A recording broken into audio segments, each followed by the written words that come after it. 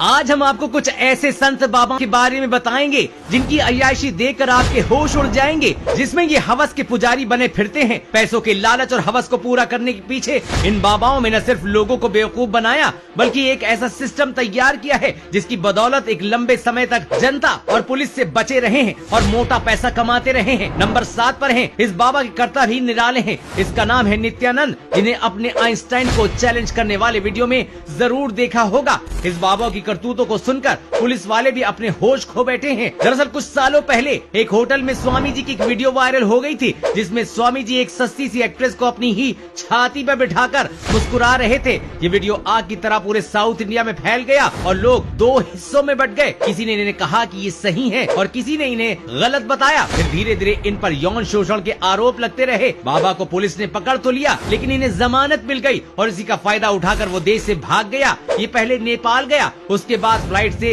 Ecuador पहुंच गया। यहाँ उन्होंने एक आइलैंड भी खरीद लिया और अपना नया देश बनाकर वहाँ की करेंसी भी जारी कर दी। इस देश का नाम उन्होंने कैलाश रखा। फिलहाल ये बाबा कैलाश में ऐश कर रहा है। हमारे देश की पुलिस इसकी करतूतों और अपनी लापरवाही के चलते बदनाम है।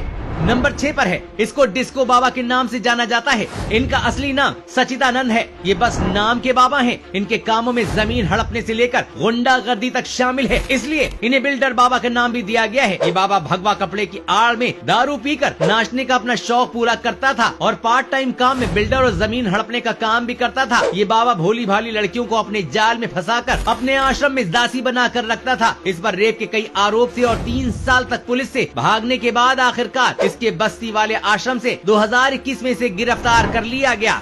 नंबर 5 पर है, अब जिस बाबा के बारे में हम बताने जा रहे हैं वो बाबा है या कोई रहस्य किसी को नहीं पता। बड़े बड़े पॉलिटिशियन भी इसके आगे मत्था टेकते थे। इन्होंने एक संत के रूप में देखा जाता था, लेकिन इन पर लूट, रेप और मर्डर के आरोप लगे थे, जिसके बाद इनकी सच्चाई लोगों के सामने आई। बताया जाता है कि इनकी ठरक इतनी थी कि ये तीनों टाइम अलग अलग लड़कियों के साथ सोते थे। जब इनके बारे में सख्ती से पूछताछ हुई तो सीबीआई भी शॉक्ड रह गई। दरअसल बाबा ने अपने आश्रम में पूरा अय्याशी का अड्डा बना रखा था, जहाँ वो अपना खाली टाइम बिताते थे। फिलहाल लंबे कोर्ट ट्रायल के बाद आसाराम पूरे 20 साल की सजा पाकर जेल में है और फिर भी खुद को निर्दोष बता रहे हैं। लेकिन हैरानी इस बात से होती है कि आज भी इस बाबा के कई भक्त हैं जो कोर्ट के फैसले को गलत बताते हैं और जब देखो तब उनके लिए प्रोटेस्ट करते रहते हैं।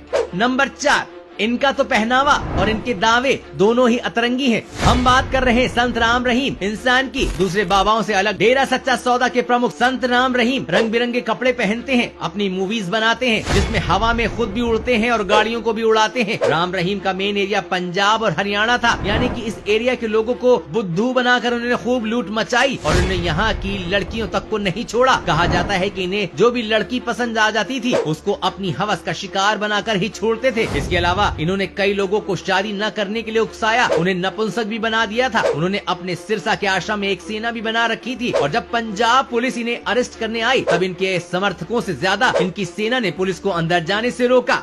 नंबर 3 पर आसाराम के बेटे नारायण स्वामी आते हैं। बाप नंबरी तो बेटा 10 नंबरी की तरह ही नारायण स्वामी भी आसाराम के नक्शे कदम पर है। जिस तरह से आसाराम पर कई संगीन आरोप लगे हुए हैं, उसी तरह से नारायण स्वामी भी हर आरोप अपने ऊपर लगवा चुके हैं। इसके अलावा काले धन को छिपाने, अवैध संपत्ति को रखने और रेप जैसे कई संगीन आरोप लग चुके हैं। यही नहीं, इनकी खुद की पत्नी ने भी इनके खिलाफ शिकायत दर्ज कराई है। उनका कहना है कि नारायण साईं कई सारी महिलाओं के साथ नाजायज संबंध रखते हैं, यानी कि ये कोई संत नहीं बल्कि संत के भेष में खुद बड़े अय्याश हैं, जिन्हें जेल भेजने में ही भलाई है।